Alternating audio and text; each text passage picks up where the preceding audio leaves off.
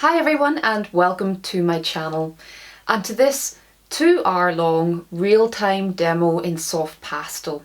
Perfect if you would like to paint along with me and have some fun with really vibrant colours with this little parrot study. I hope that you enjoy this here.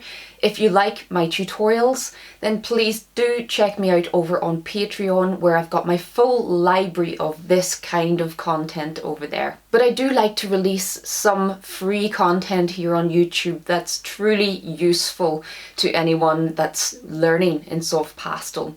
So I hope that this next 2 hours is both fun and informative for you. And if you do like it, then please do remember to hit the subscribe button here on YouTube.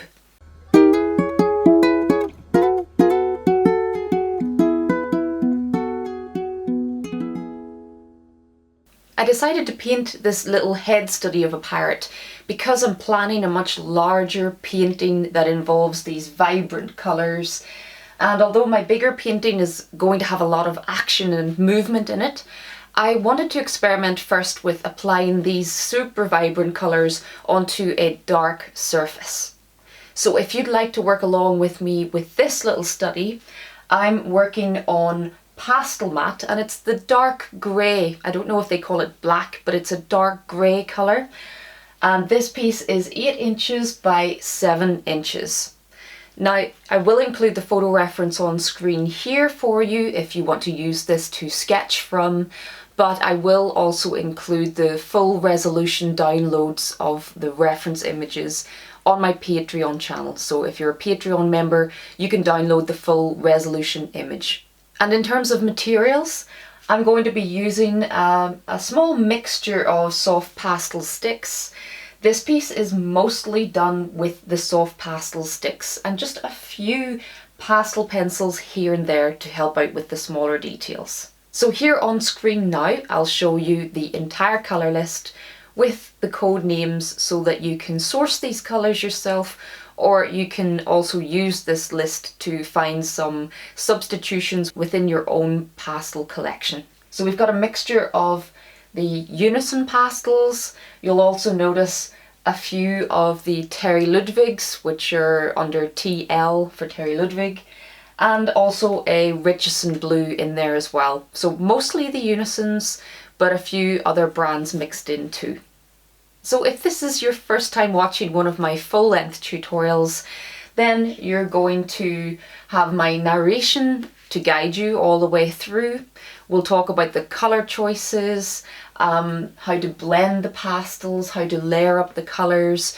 This one little piece covers quite a lot of things, so I hope that you'll enjoy seeing it progress. And if you're working along with me, I'd love to see some of your parrots too. So if you post them on social media or anything, do make sure to tag me, Emma Colbert Art, and I'll keep a lookout for any parrots popping up. So let's make a start. As I said, you can download the full photo reference pack online, which includes a gridded version to help you sketch it out. I also usually include a line version so that you can very quickly just trace this line onto your paper to get you going. But I always encourage a bit of freehand sketching as well, especially with these smaller demos where it's much more manageable to sketch it freehand without any aids. But you just get your line drawing onto your paper any way you please and join me now for the colour work. So although the paper is a dark grey colour, you can still see that black is a good bit darker than it. I can see my black pastel pencil outline well enough. And I'm starting with the black new pastel stick.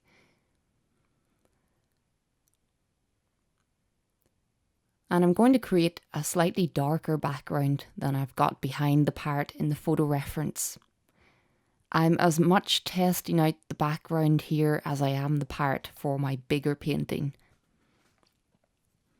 With all the layouts that I've come up with for my bigger painting, I'm convinced that I need to put the parrot against some kind of pretty dark background.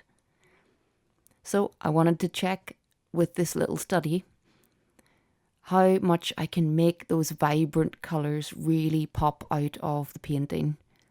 And I think part of that effect is going to come from the dark contrasts surrounding the vibrant colours. So this is a very quick little background. I don't have very much area to cover in. And I'm going to keep everything very simple and out of focus in the background. But still, you can manage to bring in a little bit of interest in a background like this, and you'll see that it only takes me about 10 minutes to build this up. So I definitely want around the edges of the bird to really jump out, and part of that will come from the dark contrast behind the bird. So I'm just using that harder new pastel stick. I usually use a hard stick for the black, and you'll see in a lot of my tutorials that I often come in with the black first and kind of give myself a bit of a tonal value block in before I start with the colour.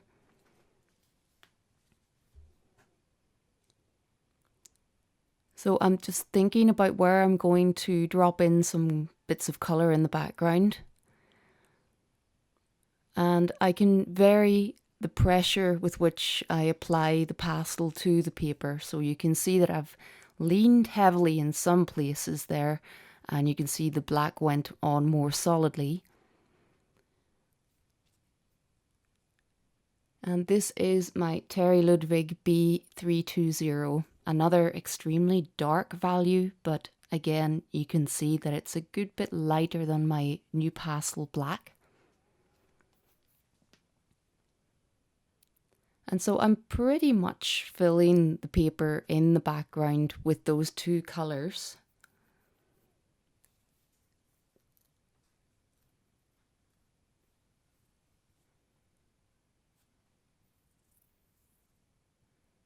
And I'm just thinking about where I'm going to perhaps bring in some areas of green. But like I said, hoping to keep this background pretty simple and dark. All with the mind to enhance the vibrance of the bird.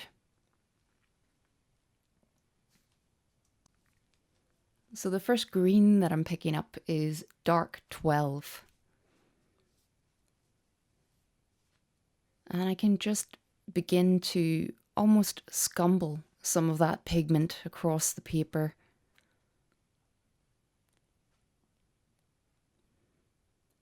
Choosing areas to accent with a little bit of colour in the background.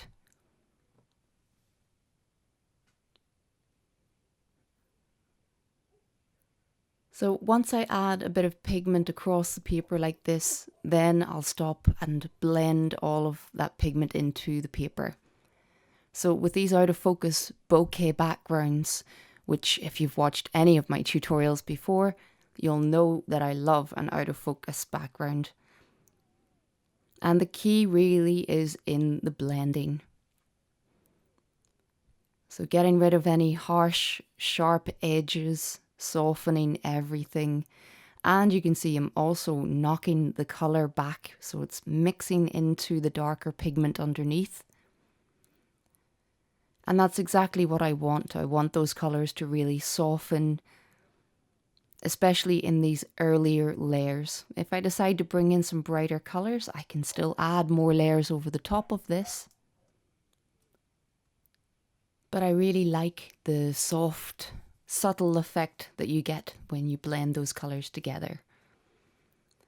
So I decided to bring in a couple of small bits of sky hole at the top here. So little hints of blue sky showing through somewhere. Again, this is something that I was considering to do in my bigger painting. And so this will answer my question of whether or not these blue colours in the background might be distracting from the blue in the bird.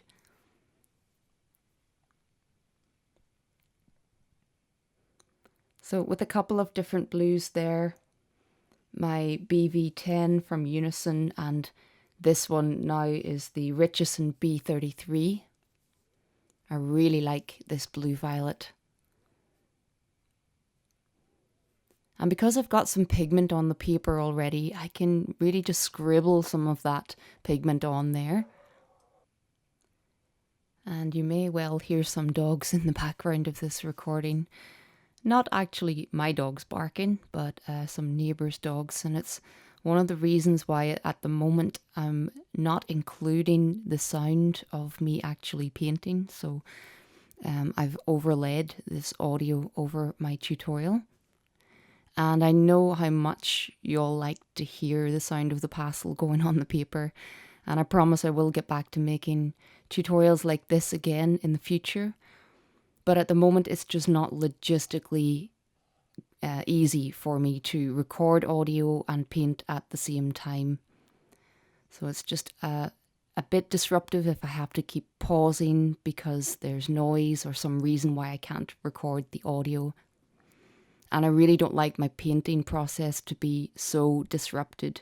It's already quite disruptive having to film and think about lighting and camera batteries and all of that. So in order to enjoy my painting process, this is what I'm doing at the moment. So I come back through my tutorials and I sit, and really it's helpful for me too, actually, to analyze what I did and to really think about a good way to explain that or to give you all the information that you would need to work along with me.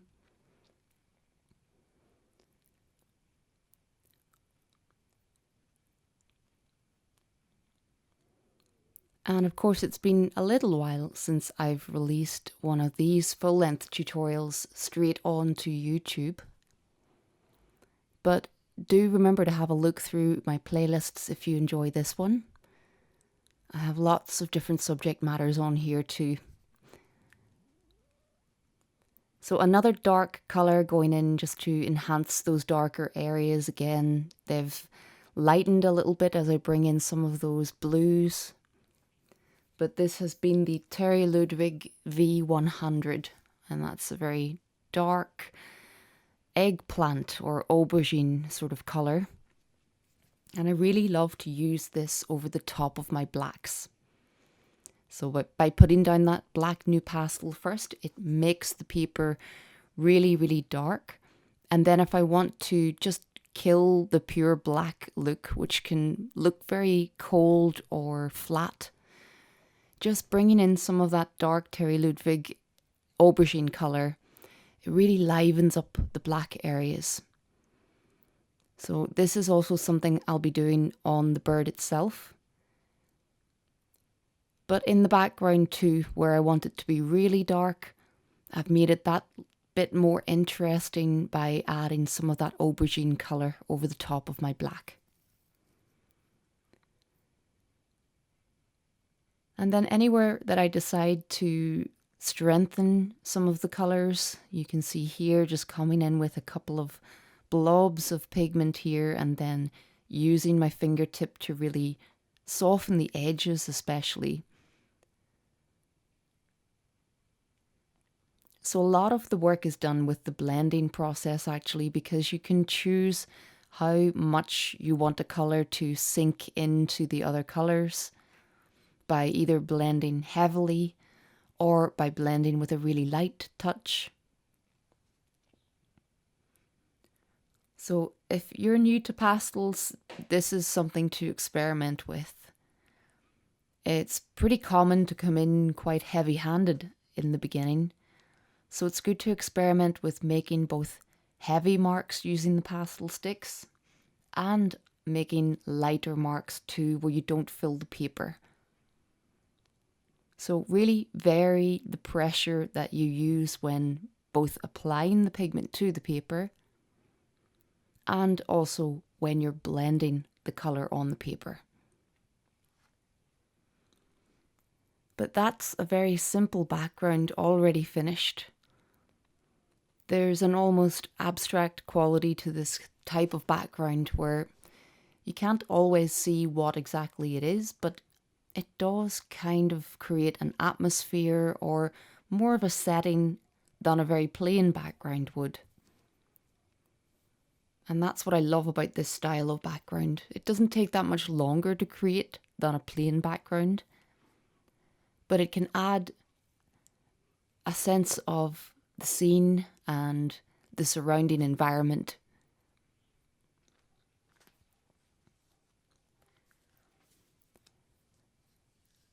So you can see that my background actually overlaps the edges of the bird. So I've really smudged those background colours right in over my outline.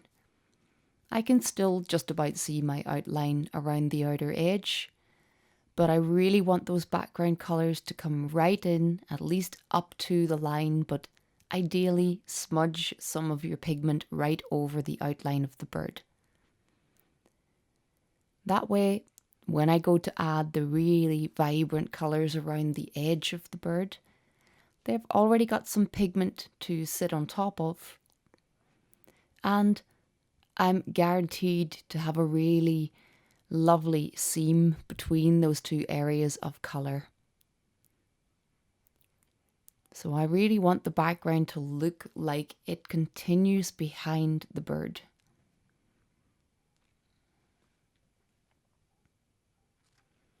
So the first thing that I decided to do on the bird, again, I've picked up my black new pastel,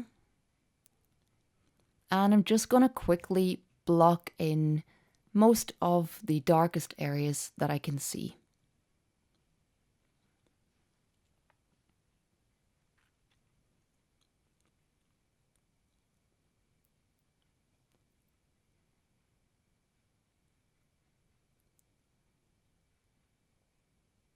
And I don't have to be really precise at this stage around especially the pattern here around the eyes.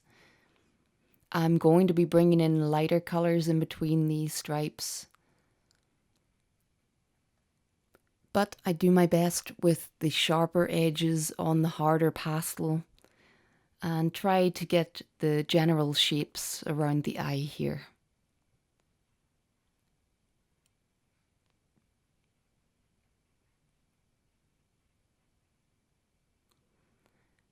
And you can see just to the left of my painting here, I've got a little scrap piece of the same paper with lots of swatches of colour on it. Now at the beginning, before I started to paint, I chose a selection of colours by sitting down with the photo reference and really going through it alongside my pastel trays. And I chose most of these colours out in the beginning. And then I decided to make this little sample just to the left of my painting, as something I find difficult is judging the tonal value of pigment on a dark coloured paper. So normally I work on a mid-tone paper. Sometimes I'll even work on a very light yellow or a lighter grey colour paper. And when I switch to working on a dark coloured paper, it really changes how I see the tonal values. And I'm sure you'll find this too if you haven't used a dark paper before. So just to help me as I paint, because sometimes those pastel sticks look a little bit different in your fingertips than they do when you actually make a mark on the paper. Sometimes they can look a little bit darker or duller in your hand. And quite often, well in my case anyway, quite often they do look a bit dull because they're usually a little bit dirtied with other pigments that I've been holding in my fingers. And then when I make that really clean mark on the paper, it can shine out so much brighter than I was expecting.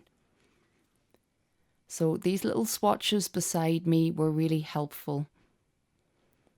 And although I did pick up a few extra colours as I painted, this was pretty much all of the colours that I ended up using. You'll see by the end of the painting that I have added a couple more swatches to my colour list.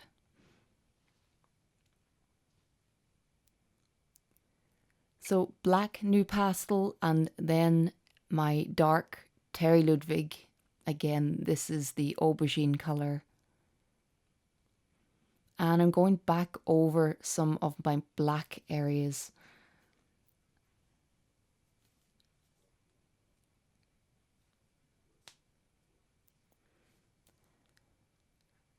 And I just want you to notice in the photo reference now where our direction of light is coming from. So you can see that contrast on the face from left to right. We've got the light, and it's a warm light coming from the sun, and it's coming from the left of the bird. So I need to bear in mind that the left side of the bird is going to be very different colours, especially on the face. And that even the black areas on the left side of the face may not be truly black, more of a dark brown or more like that dark aubergine colour.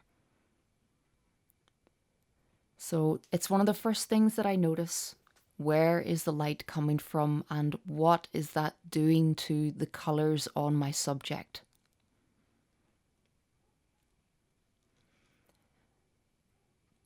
But with a little bit of the black pattern blocked in, I can then start to find some of the outer edges of the bird again. And to just start to drop in a little bit of vibrant colour.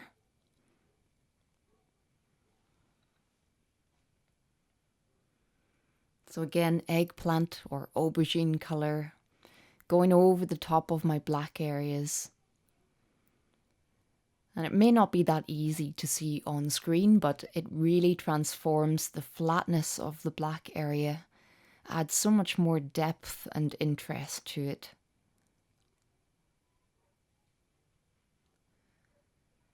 So this is R4, red 4 from Unison.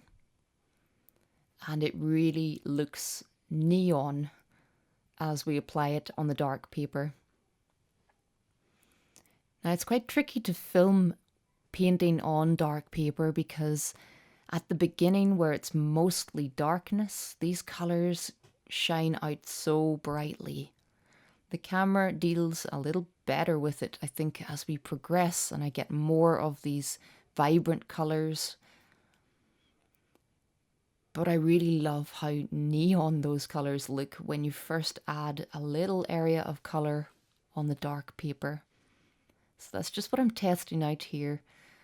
I don't have to be fussy in my marks in these first layers. I'm really just dropping in a bit of colour.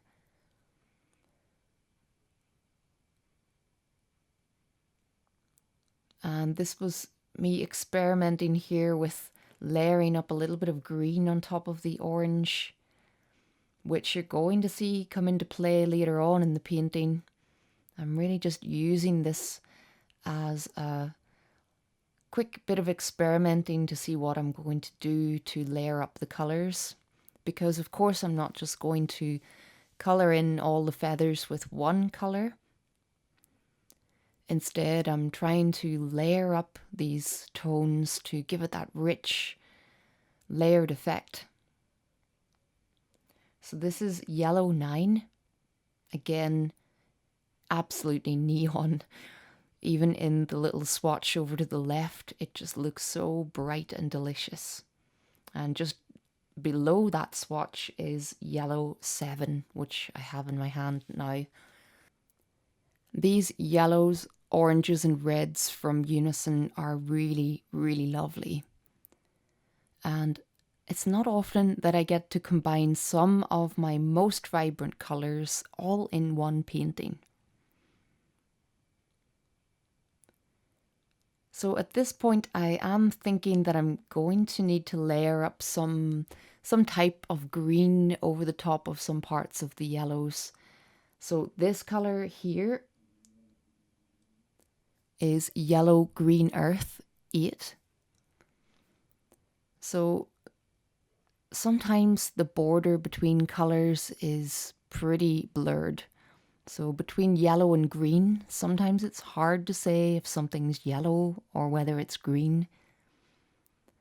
And I really like that in a lot of the pastel collections, you get names like yellow, green, earth, or blue, violet, where you're really talking about colours that are on the borderline between two maybe primary colours or two secondary colours. So of course, if you think about the colour wheel, there are no hard edges between those colours. They all melt into the next one.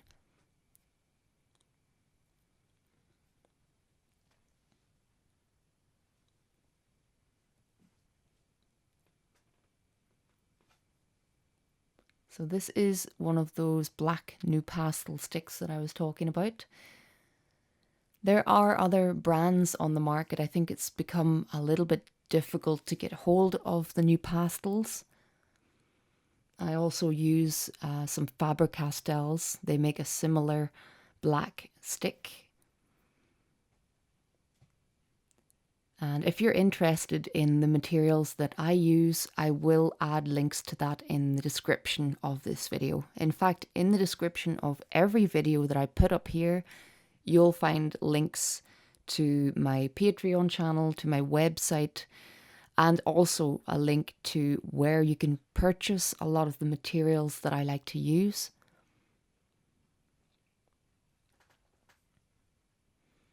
So this is red 9.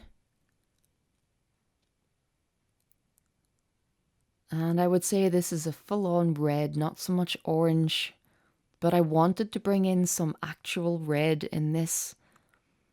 That's what I'm planning to do in my bigger painting. I was kind of disappointed that I didn't get photo reference of the parts that have red on them too. So this one is the blue, yellow and green Parrot. And then he did have some friends that had those lovely red colours on them too, but they just weren't up for modelling. This guy, however, gave me some great still poses, and then also the in-flight pose that I'm painting next. So my bigger painting of him is not going to be a static portrait like this one. It's very much filled with action and that blur that you get from that action. So I'm hoping that I can capture the movement in that painting. But it's certainly going to feature all of these vibrant colours again. And so because I didn't get the reference of the parts that have more red in them, I'm really making an extra effort to squeeze some red into this guy. And you can see how I can find areas to add red. I'm looking at the yellow or slightly orange coloured feathers in areas where they're more in the shadows.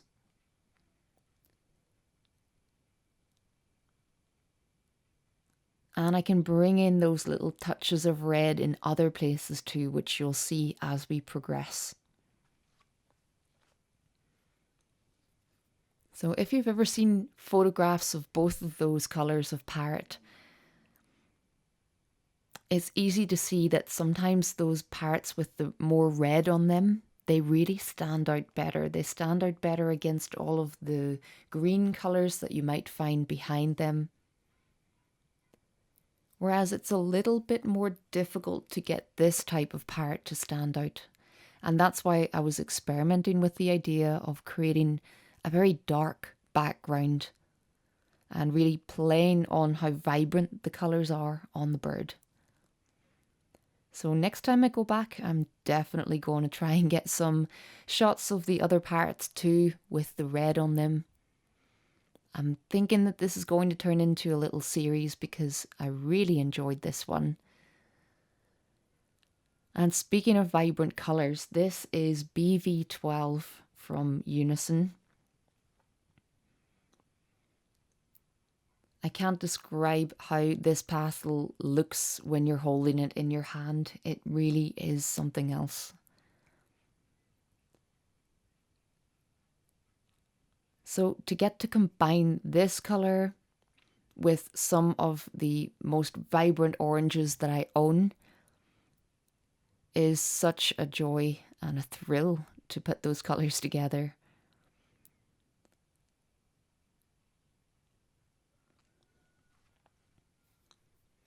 So I'm using that darker Terry Ludwig across the head to create the texture of the feathers and that dark outline that we kind of get coming around the top of the eyes, across the top of the beak area, just where the green joins the front of the face. So when I'm making these marks and bringing them down into my darker marks, I'm really thinking about how they fan around the top of the skull here. The direction of my marks here is what will really describe the 3D form of the head itself. So be careful to look at the direction of those marks that you're making. Do they curve off over the top of the skull as if they're disappearing down the back of the head?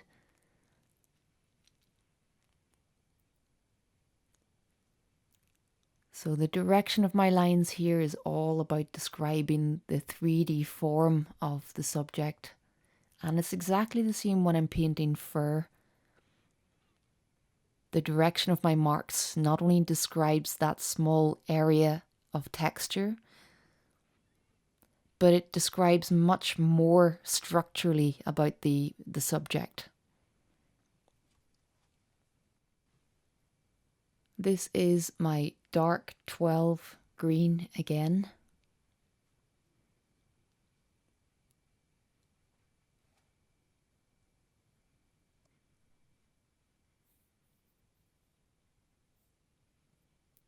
And now I've got a slightly more vibrant green here from Terry Ludwig. It's G120. And like I mentioned earlier, we've got the light coming from the left. And when you compare the top of the head from left side to right side, we've definitely got a bit of extra light happening over here. And in fact, we've got a warm patch just above this eye. And that's why I've dotted in a little bit of orange colour there already. And you can see how strong that orange colour looks where I've put it just above the eye. But of course that's going to tone down as I add more layers on top. So don't be afraid with your lower layers to go both deeper in tonal value, so go darker than you think you need to, and go more vibrant sometimes than you think you need to. You can really exaggerate things in the lower layers, knowing that they're probably going to tone down a little by the time you're finished.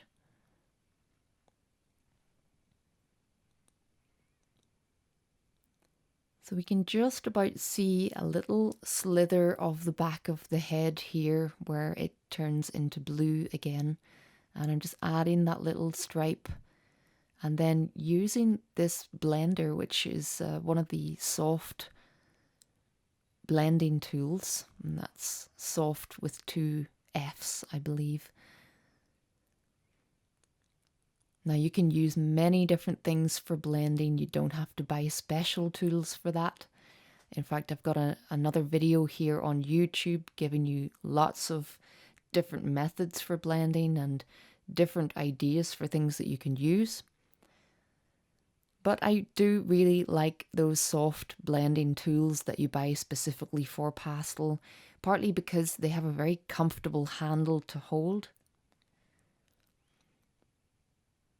And the one that you saw me pick up comes with a triangular pointed sponge on the end. And I particularly like that one because I can neaten around the edges of things just like this. I can use this one with a little bit of precision. And I can get into places with that blender that I just can't get into with my fingertip. So again, the light's coming from the left of the bird. And even though I don't even have the full bird blocked in at this stage, I'm still beginning to think about those lighter tones that are hitting the left side of the bird.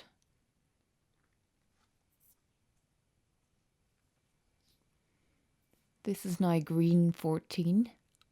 just a little bit brighter than the last green I was using, the darker green, which was dark 12. And you can see those marks just sitting out a little bit more. I can use that green to create more of the texture across the top of the head. But you can see that I'm still letting bits of the darker Terry Ludwig colour to shine through.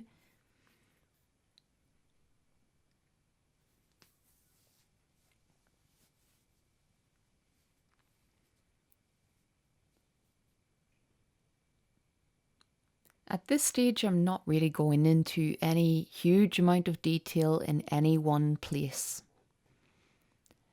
Sometimes I'll work an image from the top down to the bottom.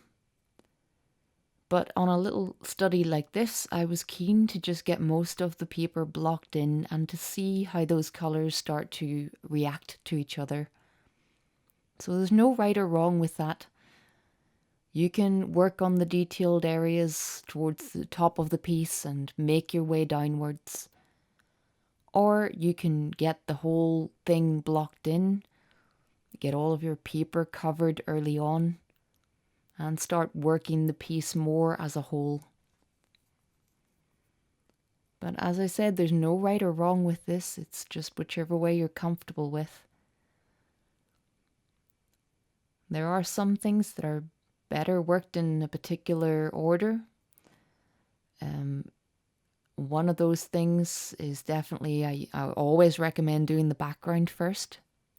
And I've already touched on that at the beginning of this.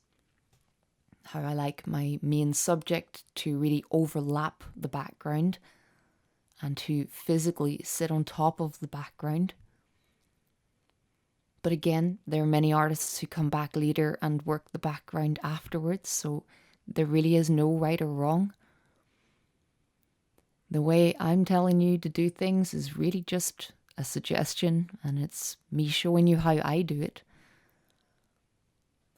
But inevitably, everyone will find their own path and their own method that works for them.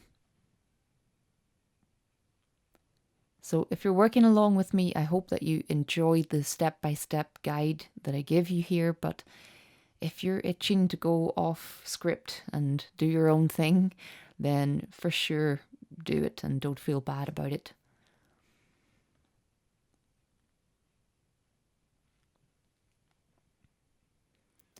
So probably what I would describe as the only neutral kind of colour that I've used in this painting, and this is BE22. It's quite a warm skin tone, hard to describe colour. It's one of those. It's like you've taken a grey and added a bit of pink and orange to it, just warmed it up, made it more flesh tone like. But it's one of those colours that I pick up really often in my other paintings. It's one of those in-between shades that you're always looking for. And I usually use lots of those types of colours in between my other values when I'm painting. I've normally got quite a few of those more neutral colours in my palette. And what I loved about this painting was the fact that I had so few of those, and I was really focusing almost entirely on my most vibrant pastels. So this is a pretty vibrant pastel too, although it's in the lighter end of my tonal range. This is Orange 6.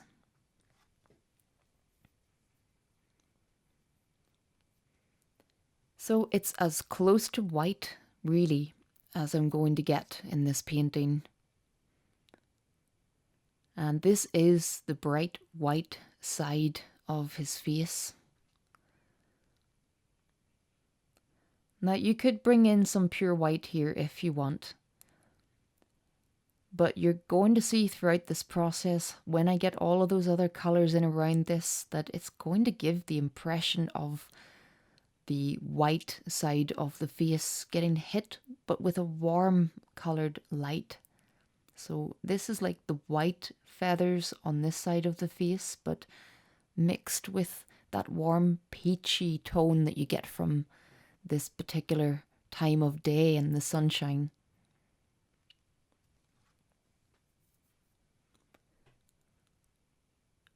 So things that I'm always saying in my tutorials, it's almost always darker than you think. And I'm not just talking about your dark colours, but that orange tone there was a good example of where you might be tempted to pick up pure white, when in actual fact you could afford to go much darker and get a better effect from that, because pure white and pure black have a tendency to flatten things. They're not very interesting. And although I use both of them because I like to include that outer extreme end of my tonal value scale, so both ends, the brightest being pure white and the darkest being pure black, I do use both of them in my work. But more and more I'm trying to avoid them, either by overlaying darker colours and more interesting tones over my pure black, like I did here,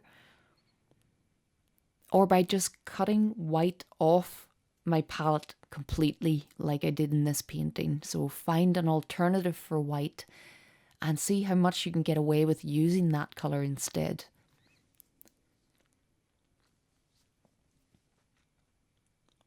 So when I first started painting in pastel, my most used or my most often replaced pastel stick was pure white. I used to buy more white than any other stick. And I rarely buy white now. And it's because in the beginning I didn't have a huge range of colours. Not that you need hundreds of colours to be able to paint in pastel. You don't. It's better to have a selection of the right colours or the most useful colours. So because I didn't have lots of different in-between colours before, I would often use white to make things lighter. So I would lay white over the top of other colours and try to mix the colour that I was looking for. But I know that I was also in a very bad habit of just picking up white every time I needed a highlight somewhere. I would gravitate towards that pure white stick like a moth to a flame. And I just couldn't see at that point another way of creating those lighter tones. And the nice thing about soft pastel is that you don't have to mix colours. So you can go into a shop or onto an online shop and look at some of these wonderful in-between neutral colours that are available, or some of those lighter tints, like all of those lovely alternatives to pure white. And it can be tinted with any colour. So you're going to see on the other side of the face that I'm going to use, in contrast to that very pale orange, I'll be using my lighter blues on that side of the face. So everything but white. So if you're just starting out in soft pastel, I can immediately tell you that some of those light tints will be your best friends, and it will really open your eyes up to using colour more effectively.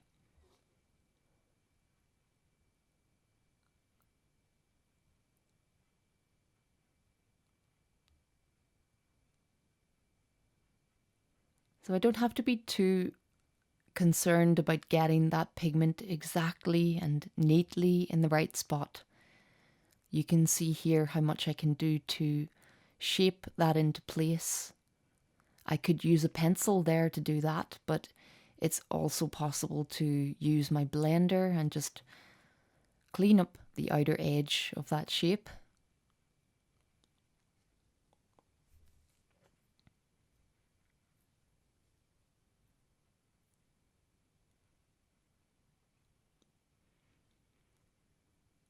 So at this stage, I decide to get a little bit of work done on this far eye, especially before I get too much more pigment on the paper or any detail added to the rest of the face, because I may need to lean on my painting here a little bit, and I can still do that down the beak area and on the right side of the face a little bit.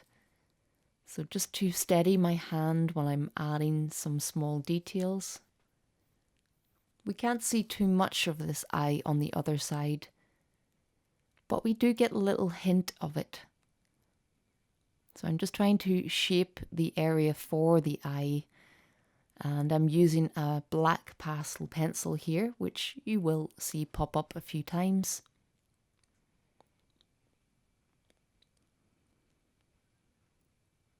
And this pencil, actually, I have literally just bought it, and it's a very light peachy cream color from Caran d'Ache.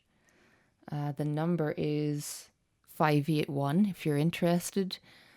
And what a beautiful color of pencil this is. I know that this one's going to be very useful to me. Again, it's pretty close to the very light orange color of pastel I was using. It's a little touch lighter, but again, not pure white, and makes a wonderful accompaniment to some of the warmer tints that I've got in my soft pastel range. So when I pick up a pastel pencil, it's usually in a similar color to the color of stick that I've been using in that area.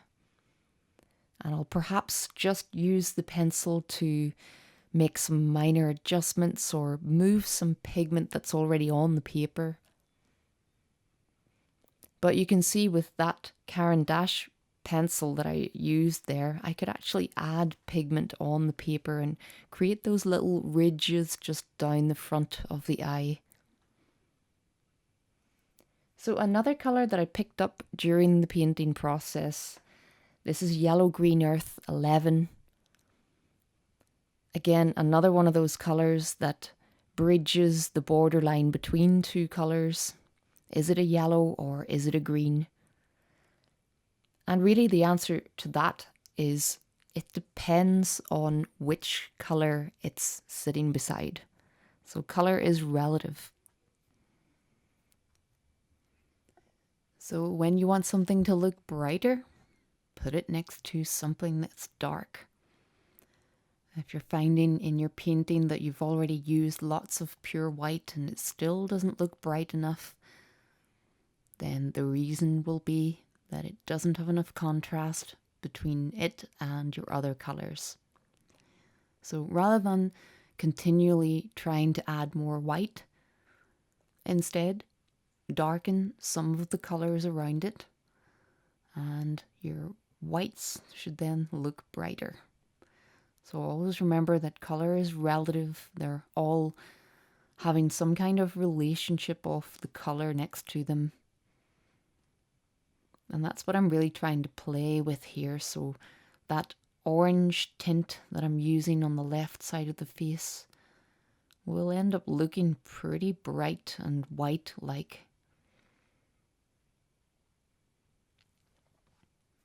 So a little bit of green there, that was green 6, that very pale green colour that I've just dropped in for the eyeball. We can see such a small amount of it, and I'm just using the pencil to shape that pigment into place.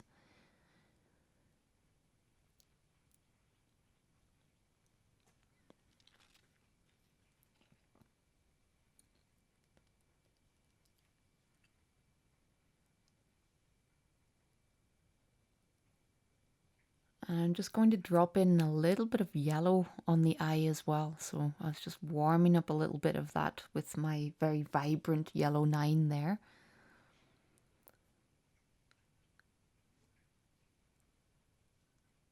And just neatening up with that light coloured pencil.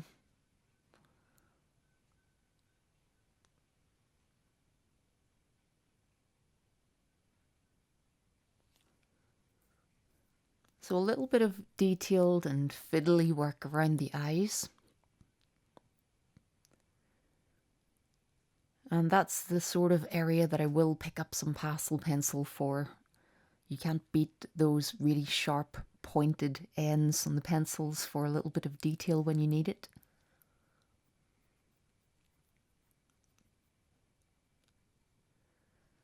So this darker blue now is BV18, and I'm just blocking in a little bit of the beak where I can see a lot of blue, and then also these darker areas on the blue parts of the bird.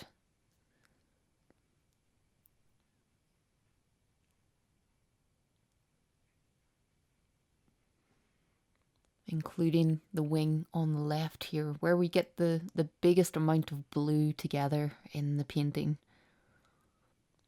So just block the rest of that area in using my darker blue.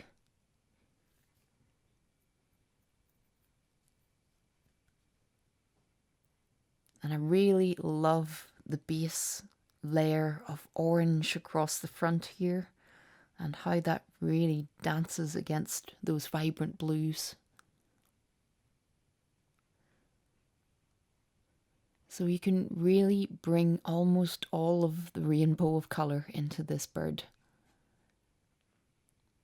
So here I'm just using my fingertip to soften down each side of the face.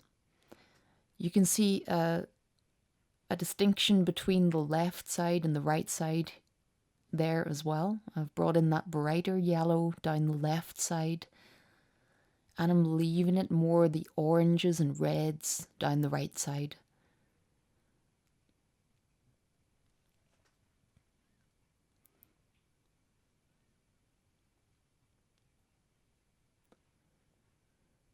So this is BV9.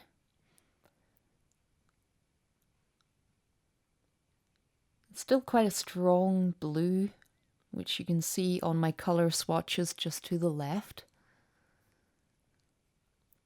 But I'm really treating this light blue as a white in certain areas on the bird.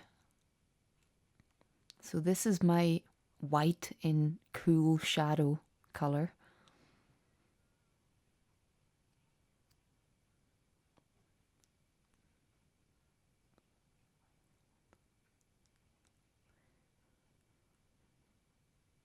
And I'm just dropping a little bit of that colour in there to see if that's going to give me the effect of the shadow on the right side. Sometimes I'm doing that, just dropping a little bit of the colour into that area and not working on at it, just dropping the colour in there and then having a look at that from a distance, working on at another section here, like darkening a bit of the beak. And of course we've got very dark area inside the beak, inside the mouth.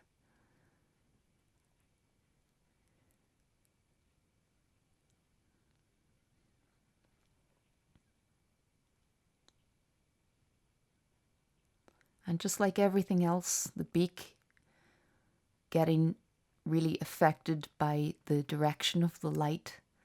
So we've got quite a lot of highlights to add on the beak to make it look shiny. And just a little bit of warmth in here under the chin. So can you see that reflected colour just underneath? I'm not sure if you call this a chin or not actually, but you know what I mean.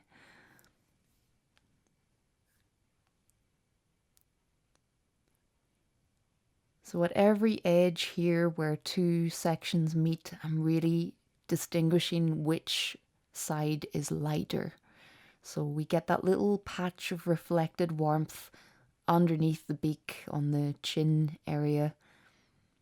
And that helps the point of the beak come down and gives it something to contrast against so that we can see the shape of the beak. So the beak on the right side at the point is darker than the left side of the beak. And it's also darker than that patch of light underneath the chin. And again, I've just dropped that colour in there with my really vibrant orange that was red 4.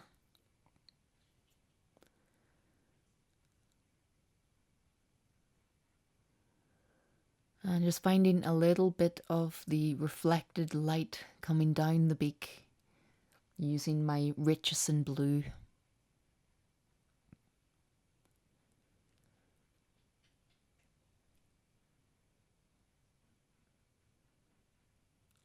So when you see a highlight that needs to go somewhere, really consider your color choice. Does it need to be pure white? Does it even need to be a light colored tint? Because sometimes when I'm adding highlights, I'm really looking at my mid-tone colors. So down the left side of the beak there, I've added the Richardson blue. I've brought some of my R4, red 4, and right at the tip here, R9, my most vibrant red.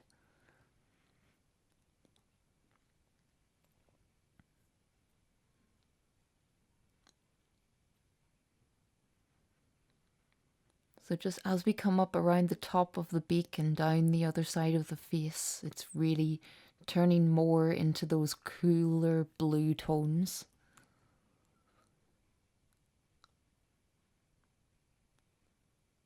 So that light colored orange, orange 6, which is really my lightest value here, that's describing the same part of the face as this light blue color that I'm using, just on a different side of the face and being hit by different light.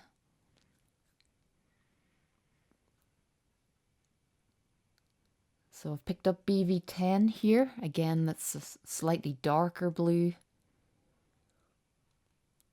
And I'm adding those little patches of light tone in between the dark colored pattern here around the eye. You can see some warm colors in here too, though it's not entirely cool and blue, and that's why I've brought in some of my BE22 earlier, and some warm tones in general added around the white areas. And you'll also see me bring in some greens here as well, so you can really play with the colors that you use to depict white, especially when it's in the shadows.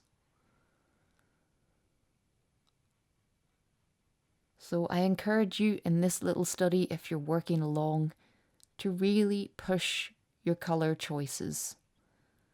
Try to pick up colors that you wouldn't normally. And that's really the best way to learn, to try something out and see what happens.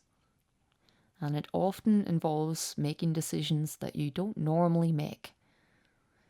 So if you're tempted to pick up pure white, I challenge you to avoid it and see, can you make this glow happen on the white areas where it's either glowing with those cooler shadow tones and some reflected warmth, or on the other side of the face where it's really glowing from the warmth of the evening light.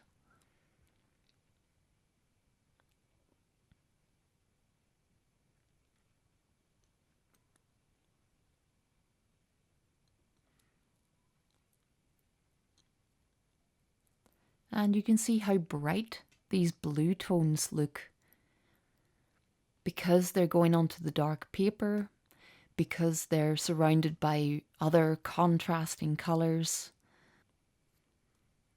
And the strength of those black markings, that black pattern around the eye, is really strong enough to make that blue look so bright. But I talked about bringing some warmth in here too. And I'm very lightly using my red tone here just to drop in a little bit of warmth here and there. I can see it especially around the corner of the eye and coming around the side of the beak.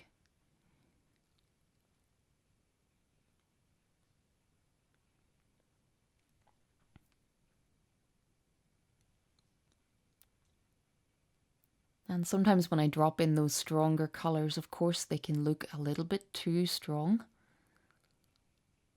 And here I'm using red 4 on the sunlit side of the face. And what I'm doing here really is softening some of the dark areas adding a bit of warmth over the top of them.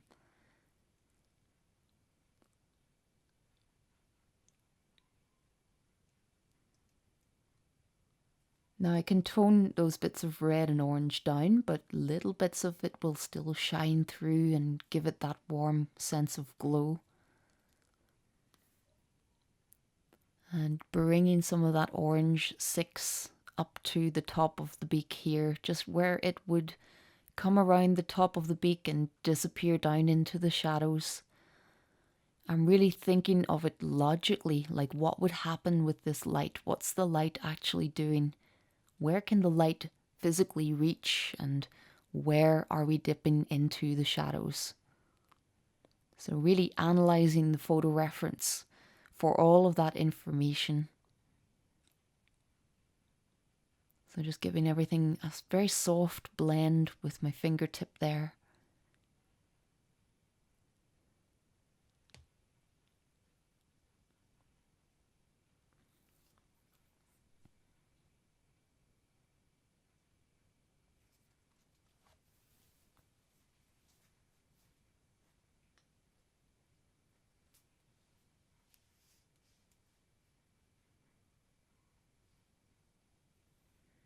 And now anytime I come back in with my black new pastel stick, you can see how dark it goes onto the paper. And I can really use that to enhance the absolute darkest places. And I'm using it around the edge of the eye here. I'll use it for the pupil as well.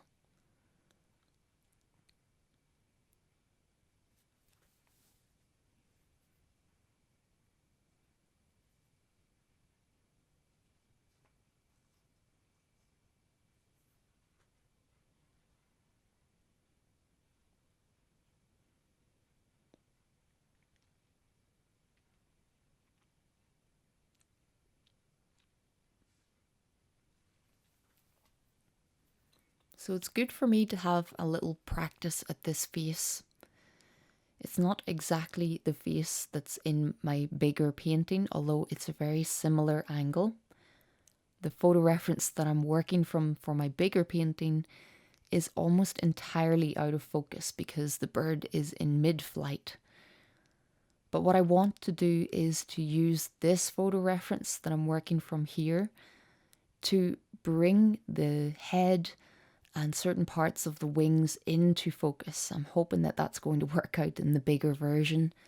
So it's great to have this little practice run at the face, which is from a very similar angle. And although the face will be a little bit smaller in my big painting, it gives me a good practice run to see what colours to use, what bits of detail are vital to it, and what areas on the bird I can go into less detail.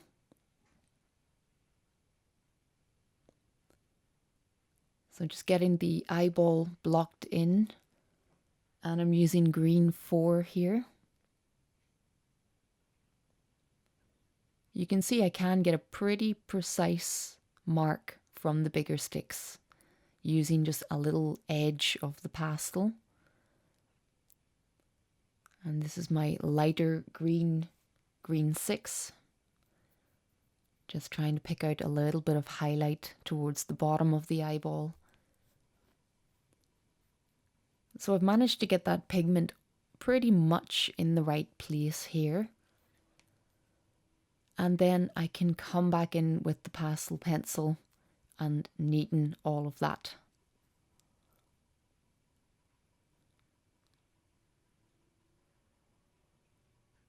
So I'm always trying to use the bigger sticks and their incredible strength of colour. And I'm not worried if I don't get it exactly where I want it first time. You can still shift it around a little bit on the paper and work it into place.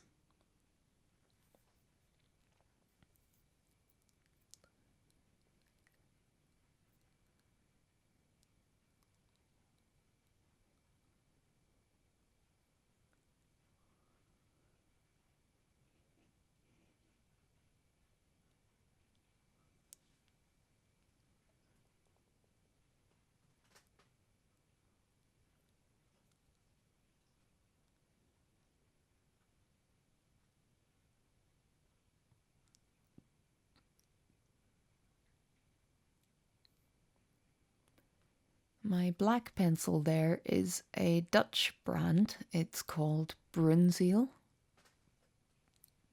I use a few different brands of pastel pencil, a bit of a mixture, although you will often see me pick up some Faber-Castells. I have quite a few of those and I do like them. They're a little bit on the hard end of the scale in terms of pastel pencils anyway. But the Brunzeel is one of the pencils that I tested when I was trying to find the darkest black. And out of the pastel pencils, I was really impressed with the Dutch brand Brunzeel, maybe it's a double E at the end, Brunzeel.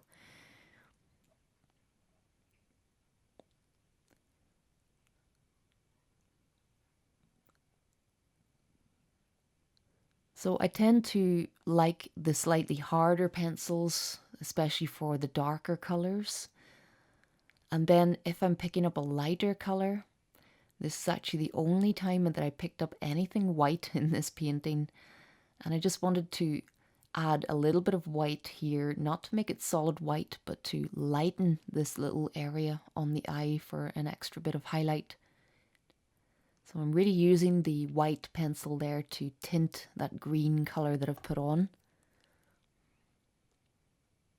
And my white pencil is normally a General's white, and it's excellent. I of course do make use of pure white often when it's really needed. And that white General's pencil, which is 4414 if you're interested in the code. It's something I'm asked about a lot. And it really is a very strongly pigmented pencil. It shows up really well against my soft sticks. But that is the only time you'll see it, I think, in this tutorial.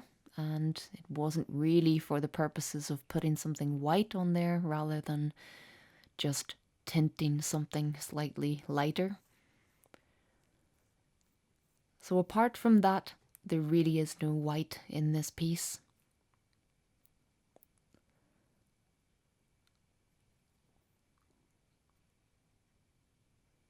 So I've got green 4 here,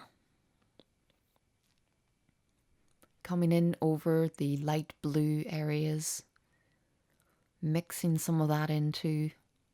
Like I said, I really wanted to play with how much colour I could inject into the white areas here.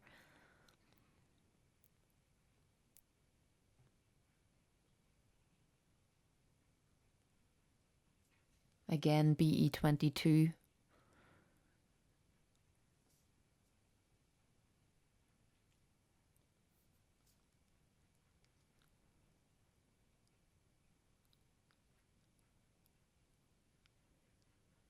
So those colours that I'm using on this side of the face, we've got the BE22 here. We've used a couple of those lighter blues, BV9 and BV10. I've also used green 4. And in fact, all of those colours are pretty similar in tonal value. They're not too far apart from each other. And I would say that they're all mid-tone colours, but on the lighter side of the mid-tones. So they're not even light tints that I'm using on this part of the face. It's really almost in mid-tone area. And it still gives the effect of white.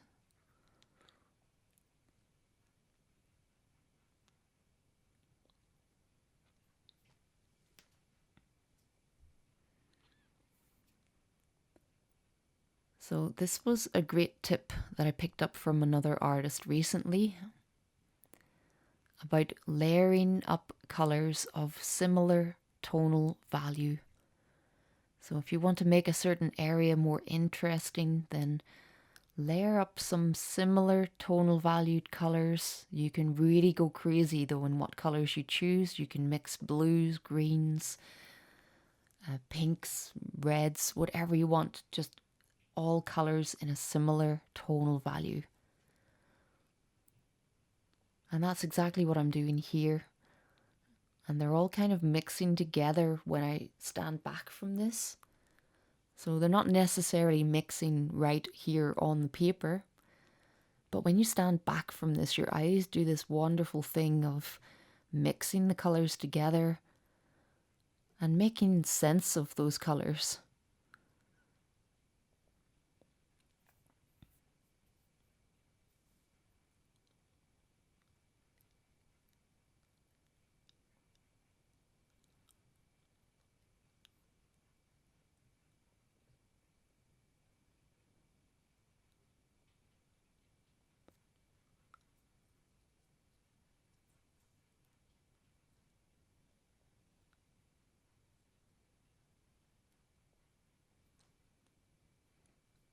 So now I can bring back my black new pastel and start to pick out some of those black markings again. They've got a little bit covered over with my lighter marks, and I can just strengthen these again. And then I'm pretty much ready to move on down the rest of the bird. I will come back to some of these areas, but once I get these strengthened, then I'm ready to move on, get the rest of the feathers blocked in, start working on the chest area of the feathers, working more on the beak, still quite a lot to do there. But at this point, the top of the head and around the eyes is really starting to take shape.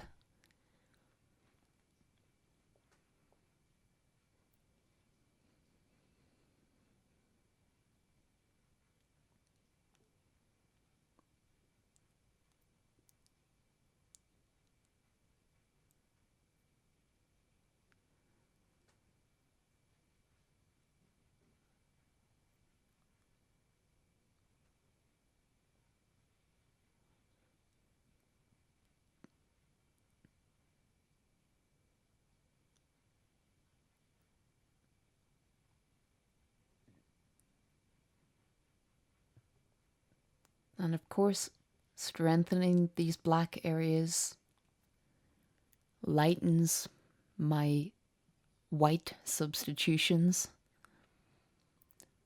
makes them jump out even more.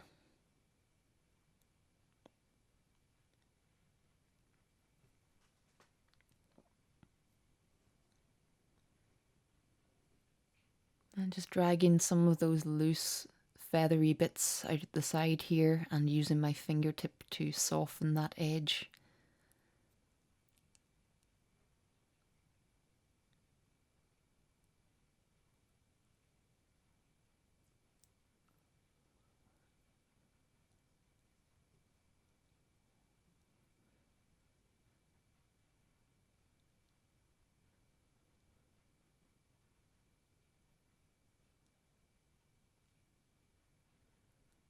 So of course I like the harder stick as well, because you can see that I can actually create detail with it. I can be pretty close to as detailed as I am with the pastel pencils, with this nice little square shaped hard pastel. So definitely a good thing to have in your kit.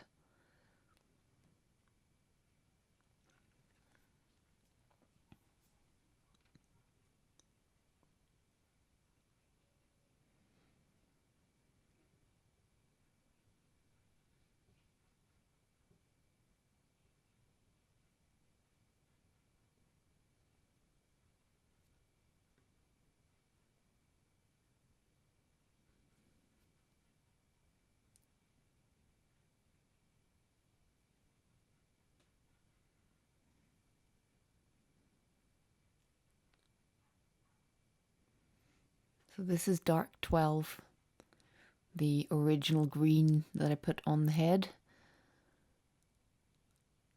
And you'll notice throughout the painting that I keep coming back to this area, reshaping the back of the head. Just wasn't happy with this little slither of blue.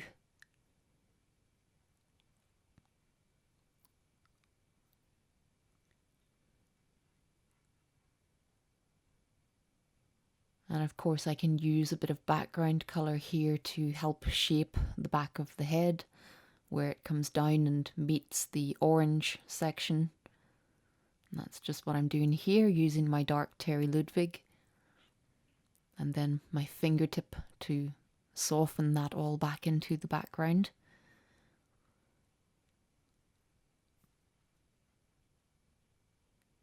So always making use of the background to help contrast certain edges of the main subject.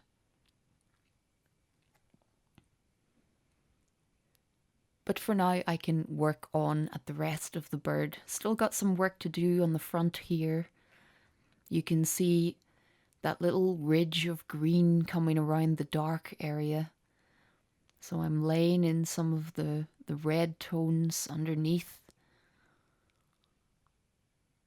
And of course, the more red that I can squeeze in here, the better. It's going to really contrast nicely with the green that I bring here.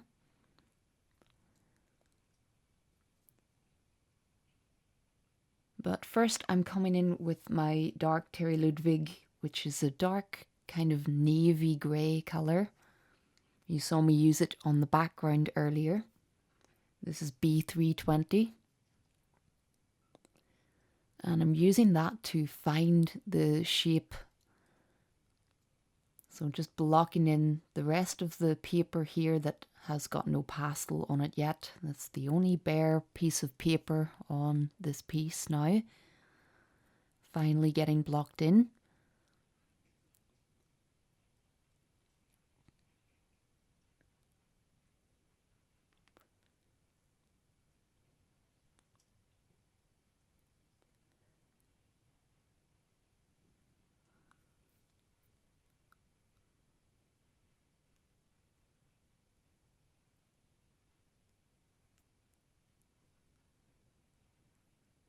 And just trying to find the bottom edge of this section.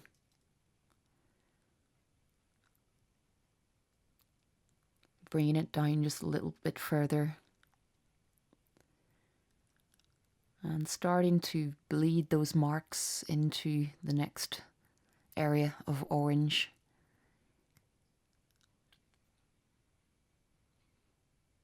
And again, using my fingertip to very slightly soften all of that into the paper. And then with dark 12, I start to pick out that little green rim that comes around the bottom.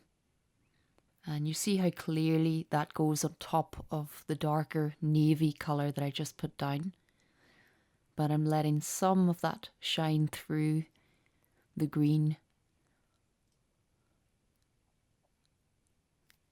And now I'm using these green marks to try and find the bottom edge of the dark section, because you can see that there is a good bit of tonal value difference between the very dark section and where we get this little ridge of green.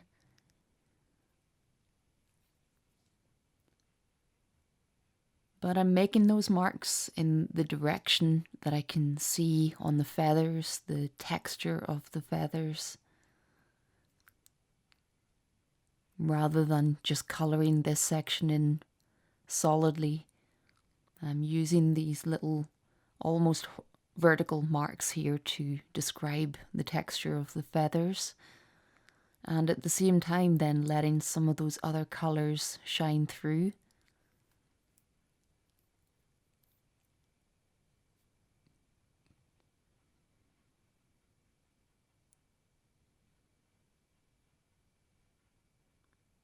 And that's just what I'm doing here, finding the edge of the dark section, how much I need to make green here.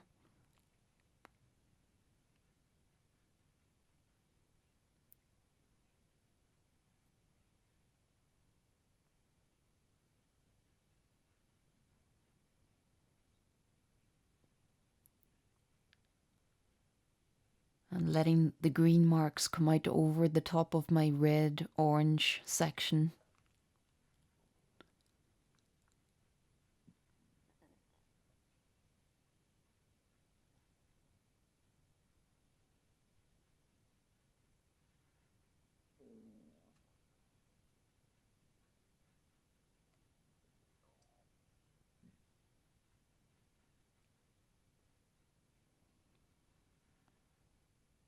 And then I can use my dark Terry Ludwig, the aubergine colour. Just making the bottom edge of this dark section now a little bit more solid.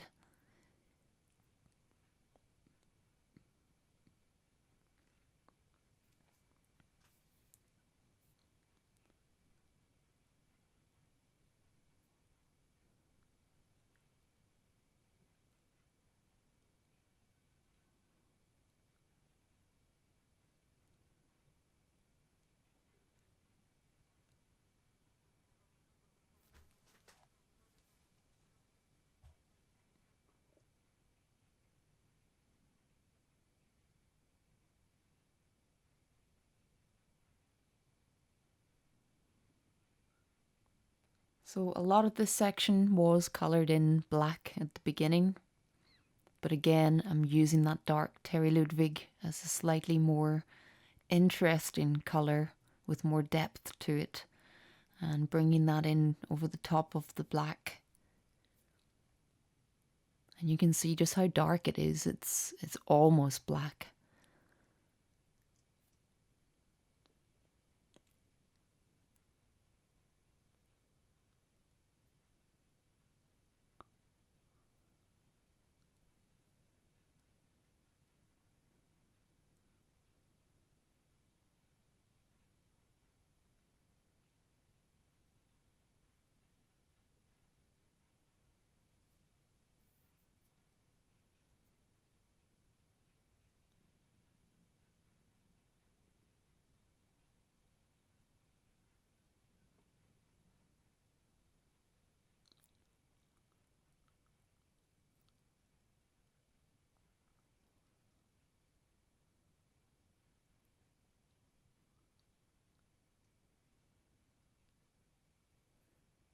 And using that dark colour as well to shape the tip of the beak, the bottom of the face.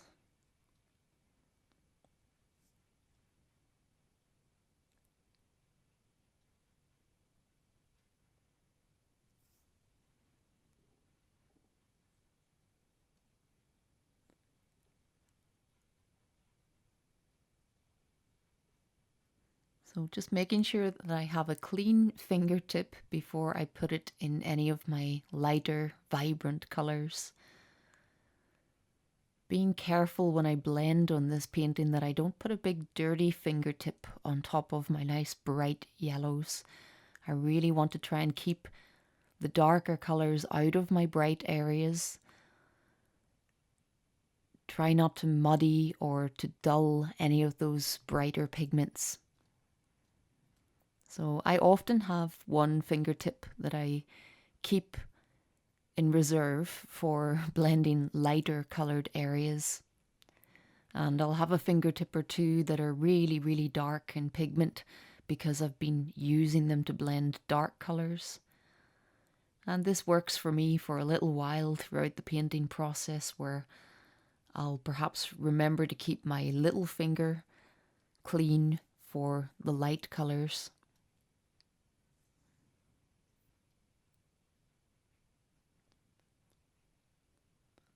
So a little piece of yellow 7, extremely bright orange colour, but not going any lighter on the right side. So not bringing in any of that really vibrant yellow that we've got on the other side. We really need that contrast between left and right if we want to create the lighting effect. But now I can start to build up the feathers on the front area. And I'm coming in with more red to begin with. This is red 9, my darkest red in the painting. And I'm looking at the shadow areas. I mean, most of the front chest really is in shadow. But of course, where sometimes you bring in cool colours in your shadows, that's not what I'm going to do here, because I want this area to remain as warm, as fiery warm as it is in the reference. So instead of bringing in blue, what I can do is bring in some touches of green, and that's what I was talking about at the beginning of this tutorial, that you would see me pick up some greens again to layer up the feathers on the orange or yellow section. And this is Yellow Green Earth 11. I used a little bit of this on the top left of the head on the green section just to create that extra bit of warmth. So like I said, it's somewhere in between green and yellow. And it's those in-between colours that can become really useful when you're trying to create subtle colour effects.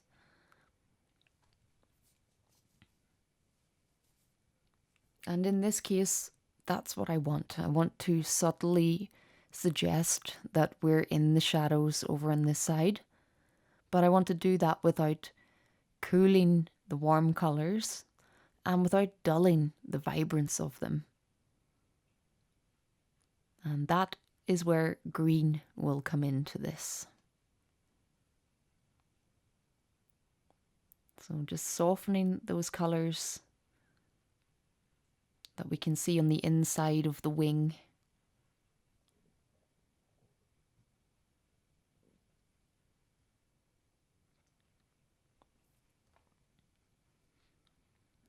And now this is green 4.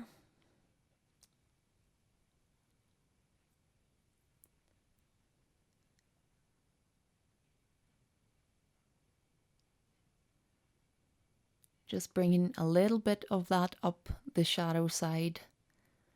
Not too much of it. I don't want to lose all of the vibrant orange tone that I really love. But a little hint of green, especially towards the outer edge.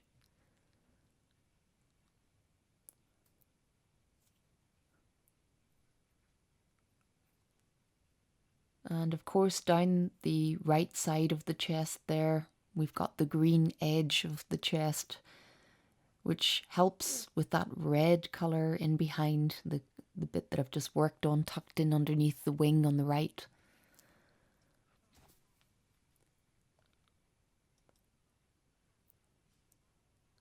And I really don't want to create the texture right across the whole chest, so making really fine marks. I really want the bold, solid colours to speak more.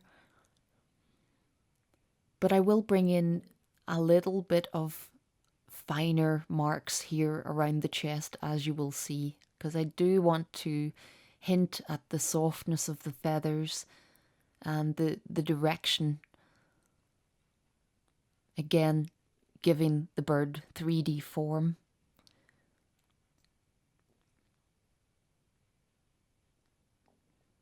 So over the top of the deeper red oranges, I'm bringing in yellow 7. And by making these fine lines, I can let some of those other oranges and reds shine through.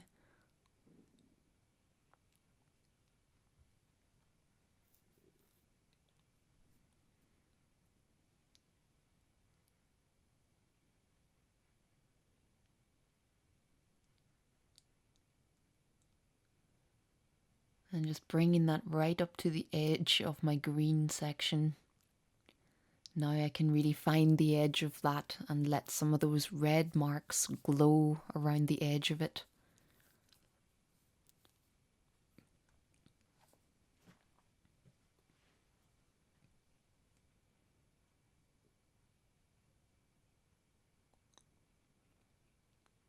So my priority here was to maintain the warmth and the vibrance of the oranges.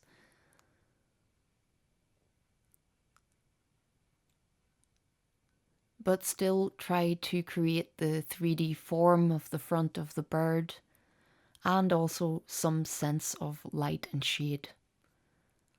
So if I bring in enough of these deeper warm oranges, I should be able to add a little bit of green over the top of this without it taking away too much warmth. These strong oranges are really, really strong in pigment.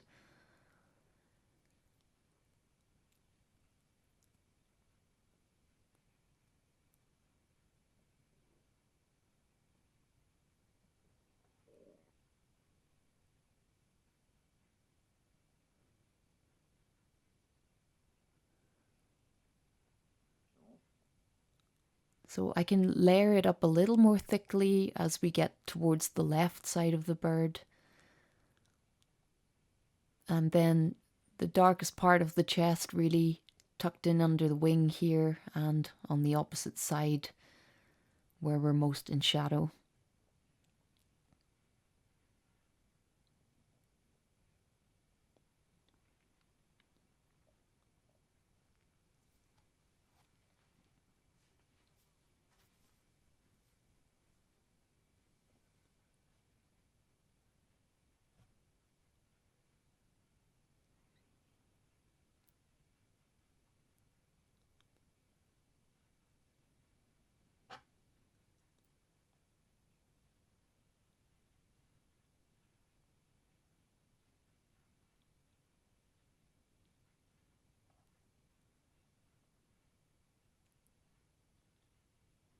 And now that I have a good amount of that really vibrant orange colour down there, I can pick out a few areas with this green 4.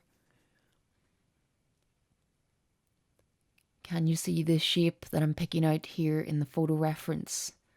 Just to give some sense of the form that's happening on the front here.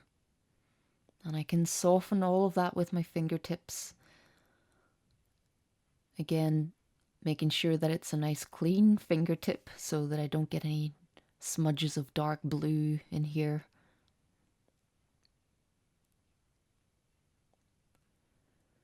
And I can soften that, almost disappearing my marks, but you can still see a little hint of the texture that I added earlier, just making it more subtle by blending it in more.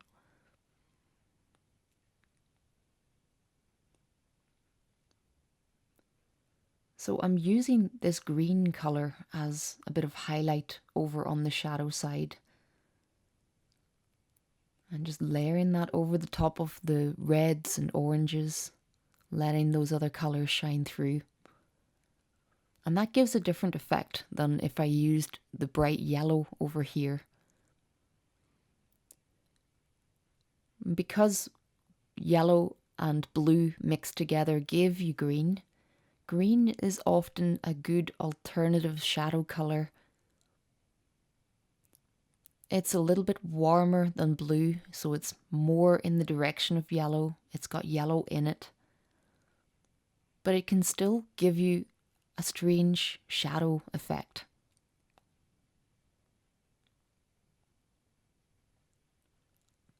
So part of my colour theory knowledge comes from a decent understanding of the colour wheel, but then it mostly comes from experimenting with colour, seeing what happens if I do this, if I don't use this colour, the obvious choice, if I substitute it for something in a similar tonal range, but I up the vibrance, for example.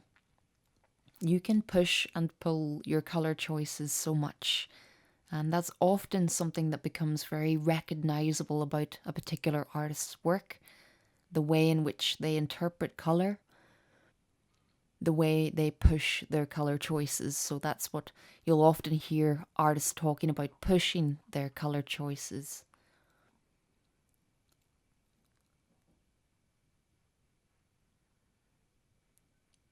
And it's often because you're trying to make use of some colour theory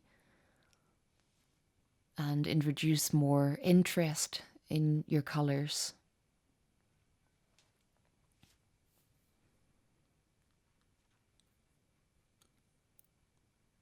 And that's what I really hope that you get, if nothing else, from my tutorials. That you get a sense of how much you can actually experiment with your colour choices and still get a very realistic outcome.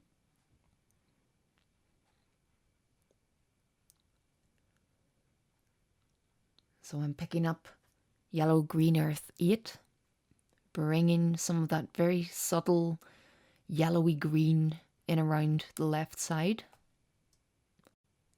So I'm really following where the light is. It's almost like the light is in its most vibrant form, that really bright yellow that I used down the left. Then just as we come around the corner to the front of the bird, we're dipping away from the main light source. And I'm bringing in that very yellow toned green until right over at the other side, we're bringing in green 4, which has a lot less yellow in it. So it really flows from brightest light and the most vibrant yellow round into the shadows where we're using this green. So hopefully that makes some sense in why I'm choosing this green colour, where it's coming from. There is a logic to it when I'm looking at it.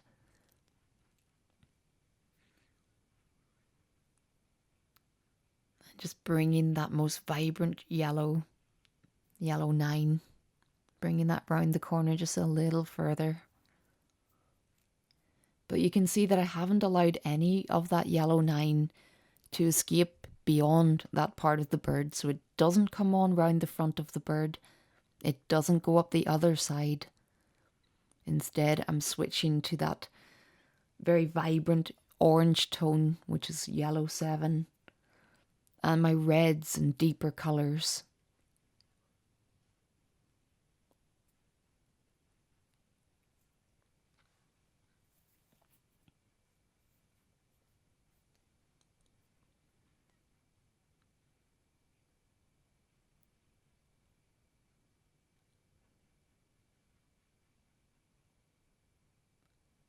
And just letting little hints of this yellow-green colour come across.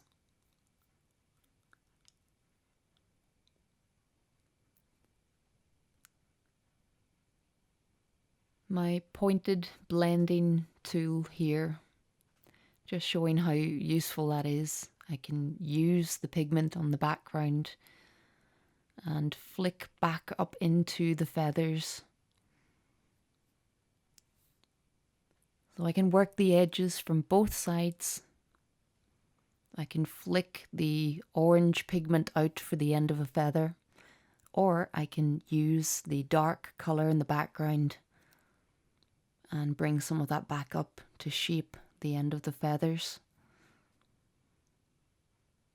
So we've almost got enough detail really on the front here.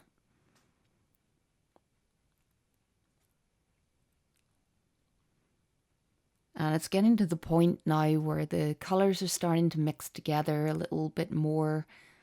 I'm feeling that I'm at risk of losing the vibrance here.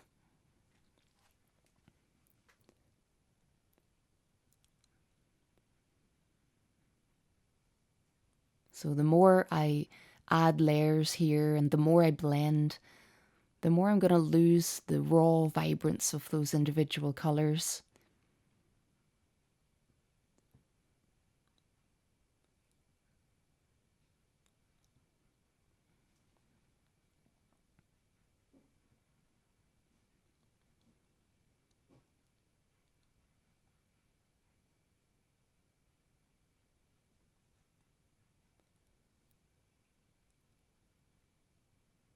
So just darkening the side of the chest down again a little, using the red colour, red 9.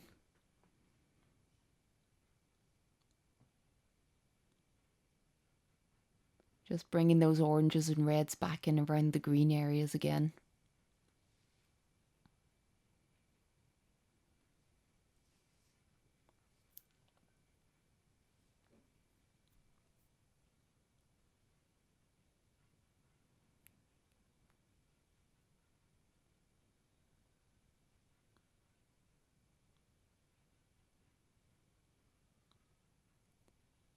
And really lightly blending the feathers. And you can see I'm kind of bringing them around, imagining that they're really wrapping around the shape of the chest.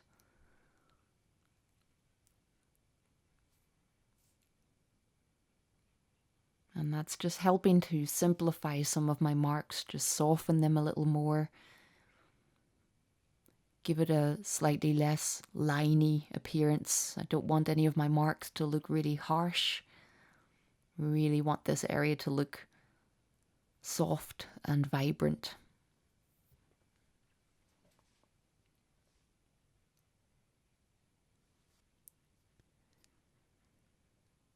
So I can move on now, and another area to work is the left shoulder here.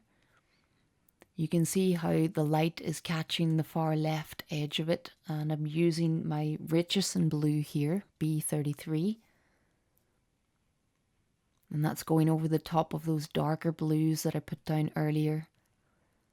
And I'm just going to give a little hint of the shape of some of the feathers. I'm not going to go into detail here. And as we come around further where it dips away from the light, just like on the chest, then I'm picking up slightly darker BV12. And you can see that that also works as a highlight colour on top of my BV18, the first darker blue that I put down. And again, I'm just giving a little quick hint at the texture of the feathers here.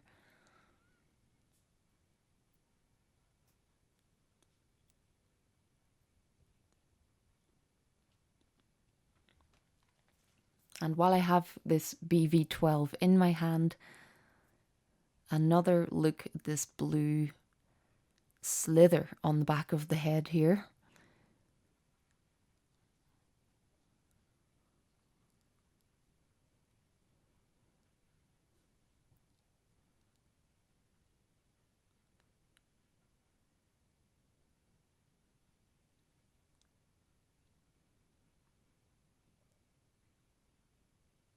And just trying to taper that off into the back of the green section.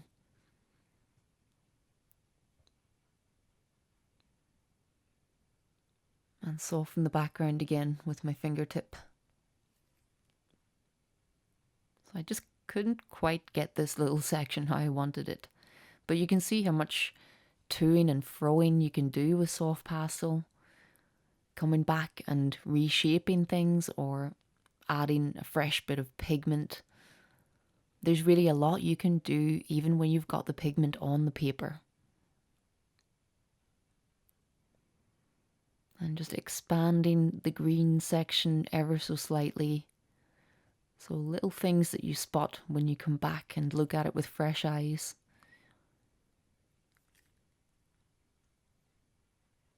And bringing that down to meet the orange-red section.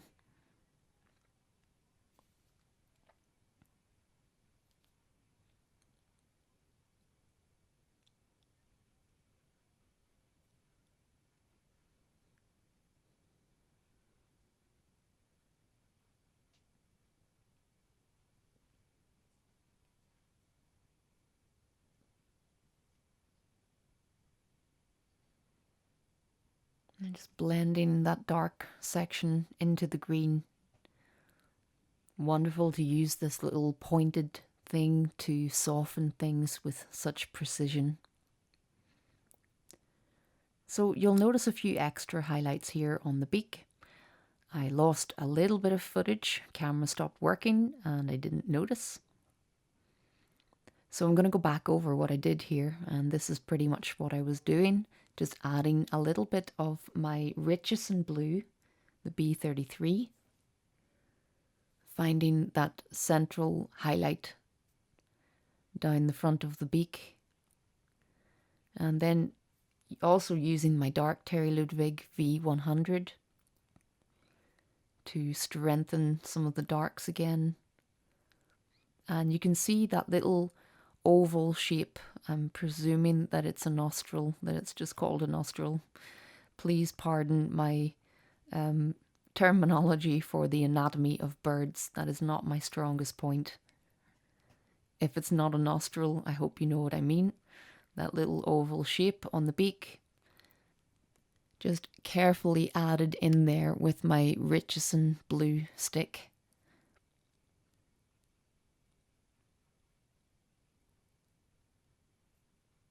So inside the mouth is particularly dark, and I'm going to use that now just to shape the other side of the beak here.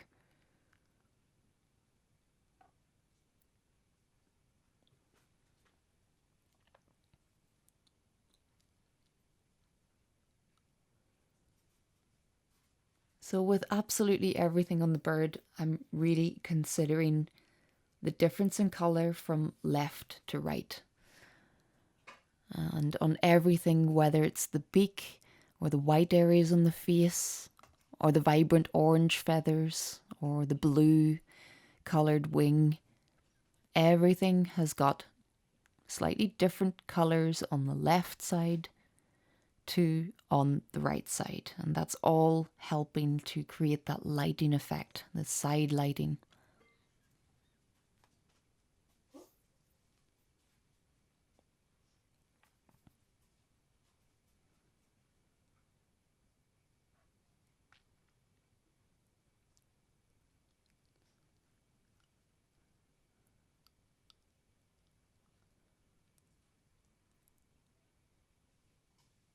So my lightest blue, BV9, I'm just bringing in a little bit of blue around the edge of the face on the other side.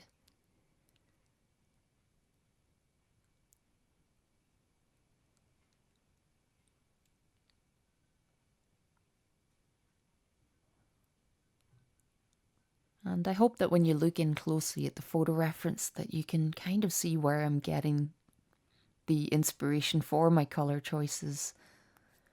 Sometimes it's very hard to see those extra colours in your photo reference.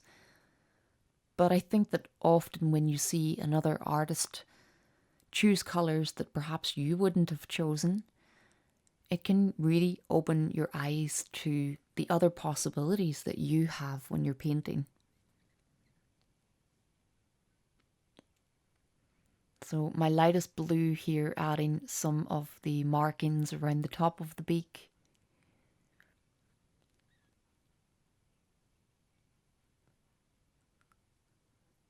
And I'm also bringing in some of this warm neutral colour, BE22.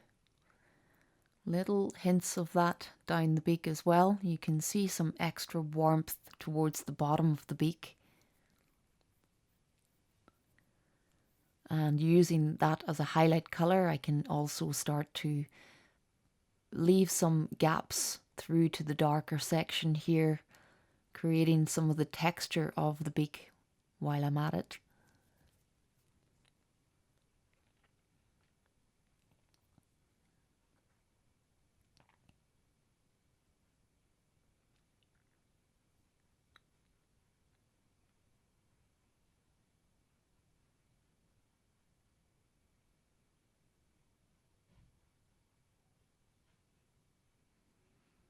And of course, this blending tool is also wonderful for this kind of thing, where I'm really trying to soften the highlights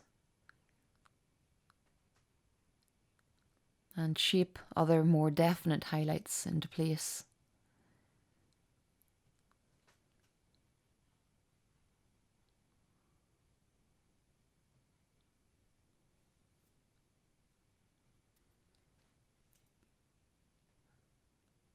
But you can see how I can literally paint with this little tool. I can pick up some dark pigment and use that to paint with. Although here I'm picking up that Terry Ludwig again, just dropping a little bit of darkness into the oval shape here.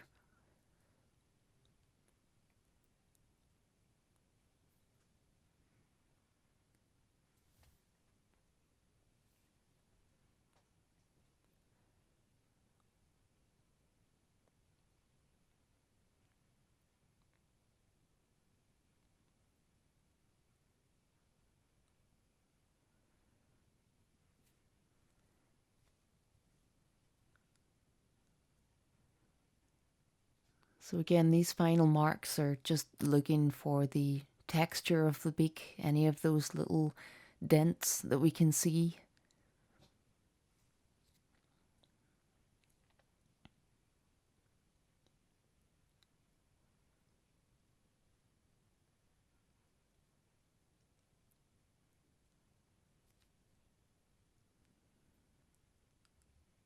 So as I'm watching this back, I would actually say that I should add a bit more of the blue highlight that's coming from the top of the beak down the middle of it. And I could probably have done with broadening that blue highlight so that it's not such a definite stripe. And I don't think that it is something that I went back and did, but it's probably a little edit that I would do in my painting now, having watched this back. So there are always little things that you're going to notice later on. It's why it is actually a good idea to take a break from your painting, get some distance from it, go and have a cup of tea, come back with fresh eyes, or simply get some physical distance from the painting, look at it from across the room, get up and walk away from it and look at it from a distance. That's a really useful thing to do.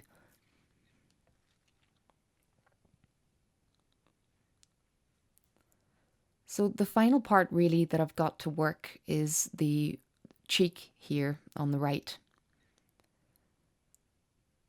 Now, if I was painting a very detailed portrait, there is a lot of detail in this section. If I really wanted to replicate each little ridge how it is, it would take me quite a while. But because the rest of the portrait didn't go into crazy amounts of detail, I wanted to do the same here. So I'm focusing mainly on choosing the right colors here to get the effect that I want. I want to give some hint of the texture and the ridges that we get here. But I also don't want to paint each individual one.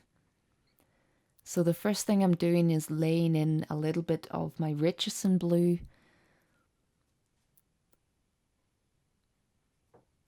And just like the whites further up the face, I'll be bringing in a mixture of those same colours on this section of the face.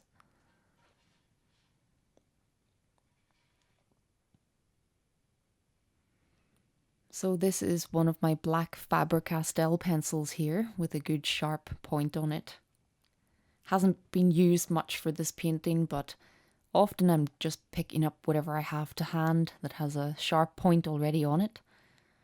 And because I've already used the black new pastel here to put the darkest black on the paper,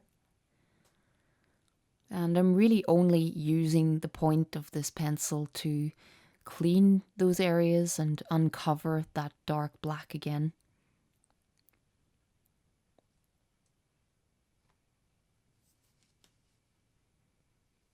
And I can always strengthen some of those little blue marks in between again. So it's really about going to and fro with the darks and the lights, just getting everything shaped into place.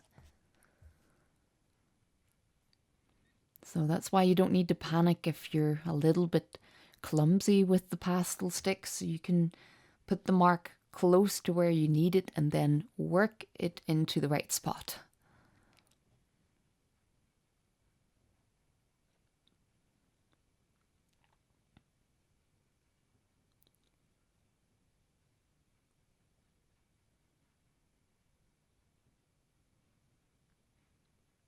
So just some little finishing touches up around the top of the portrait before I tackle that final area on the right cheek.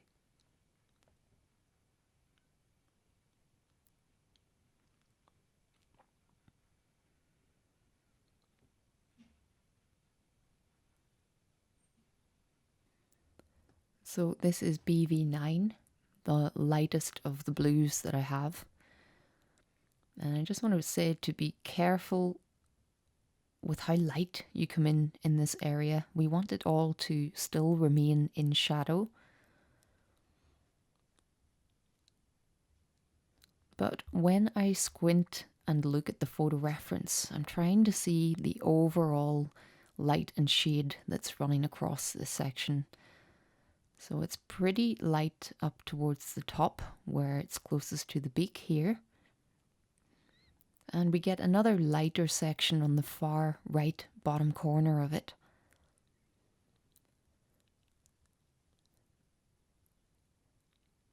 But I do start off by trying to highlight some of the ridges that we get coming across this section.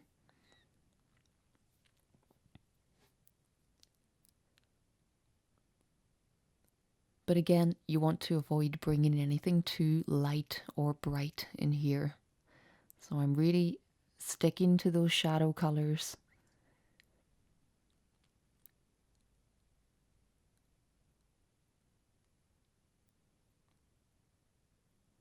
And with my other blue, BV10, this is slightly darker.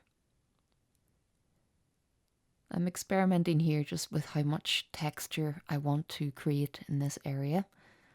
I can test out some marks like this. If I don't like it, I can blend it all away again and start over.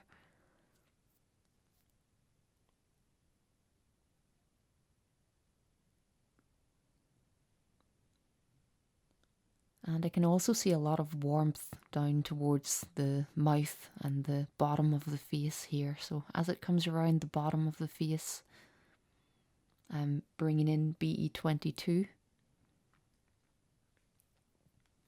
So again, just like the white section around the eye, bringing in a range of colours here.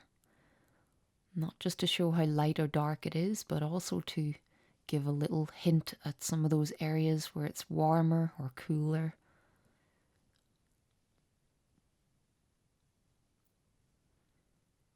And then this is that light peach coloured pencil. It looks quite white on screen here, but it's not.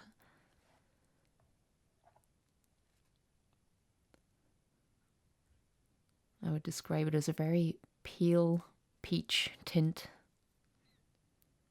So I'm just using that to shape some of the ridges here. But at this stage, I'm unsure how much detail I want to go into in this section.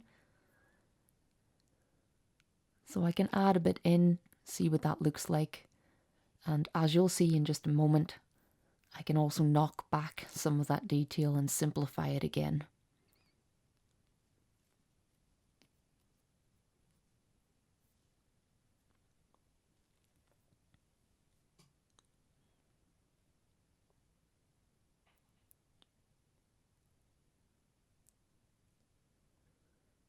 So I'm just picking up my black new pastel again to shape the bottom of the face here.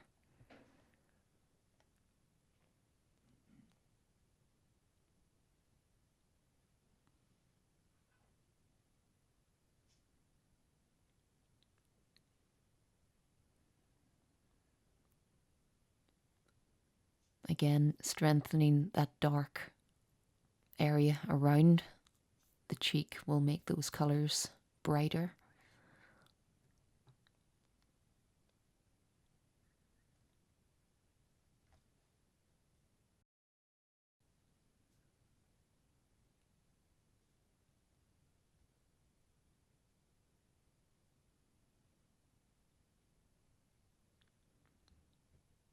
So now I come in a little bit stronger with this BV9. I really want to lighten this top left section and soften some of these lines as well.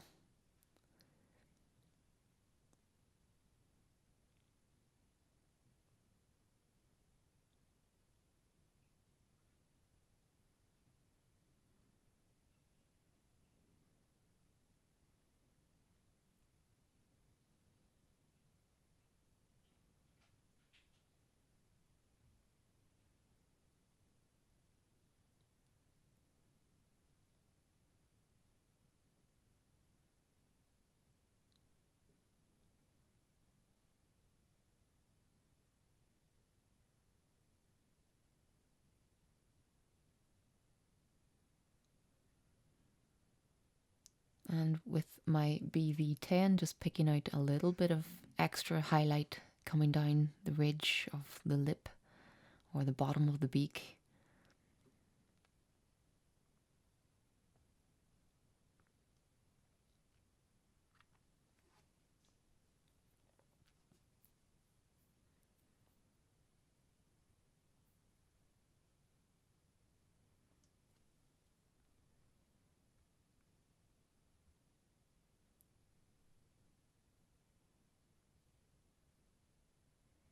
So again here what I'm focusing on is just that bottom right corner that appears a little brighter.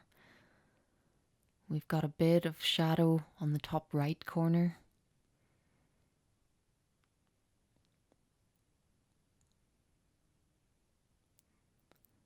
So I think this section is a little bit too defined, so the lines are a little bit too definite. And what you'll just see before the end is me softening this area, just taking away a little bit of the detail that I'm creating. Just lightening that bottom right corner.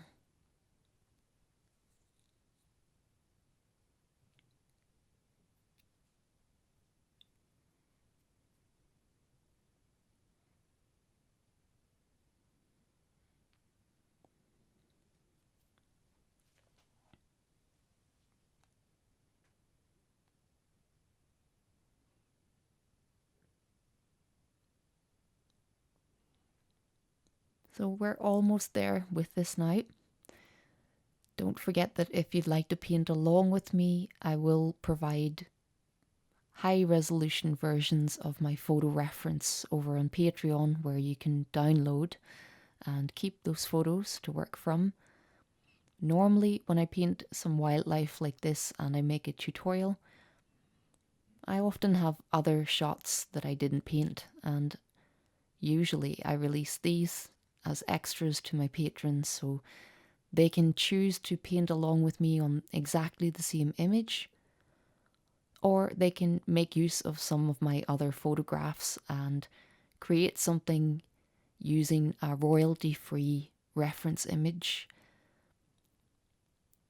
and hopefully make use of all the techniques that they learn in my tutorial, and then they're able to apply it on another image. So for lots of my tutorials, I've got a bunch of alternative reference images that you can make use of to create your own painting. And I'm certainly looking forward to returning to the zoo where these guys are and getting some more reference, as I really enjoyed working on this one.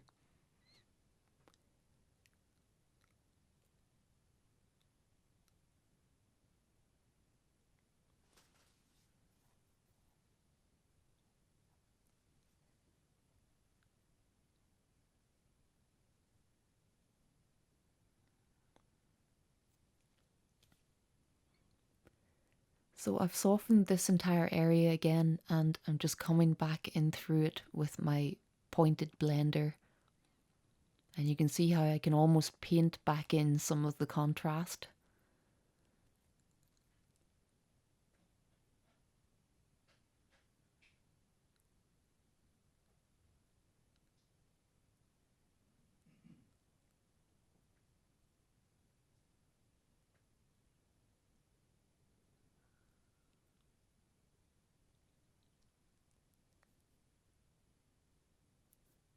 So most of the final few minutes here using the blender, just softening and literally feathering some edges.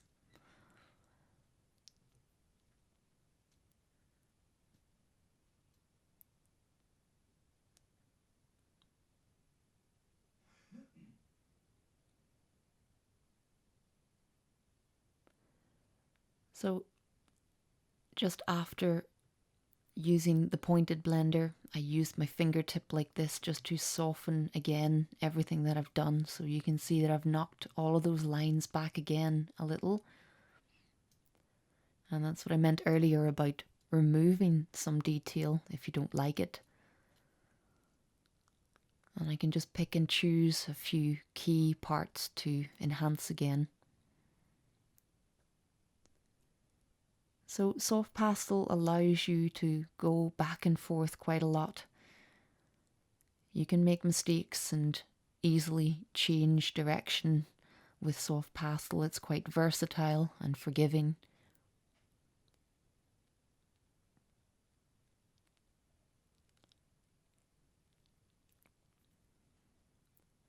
So just final touches around the edges of these feathers around the neck. Using the blender to just flick some of that colour out around the edges. it really is the perfect medium for creating either fur or, in this case, feathers.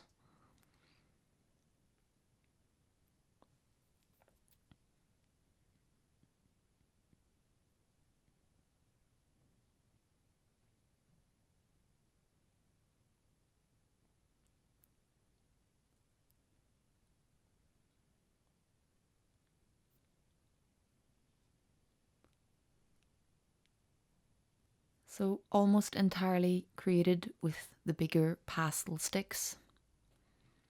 You saw that there was just a handful of pastel pencils, mostly black or dark grey. And then that Caran d'Ache pencil that I showed you earlier, that light peach colour. So that's really it for the pastel pencils. And you can see on the left the full range of pastel colours that I've been using. So a final little accent here just coming around the front of the bird. And then we are pretty much done.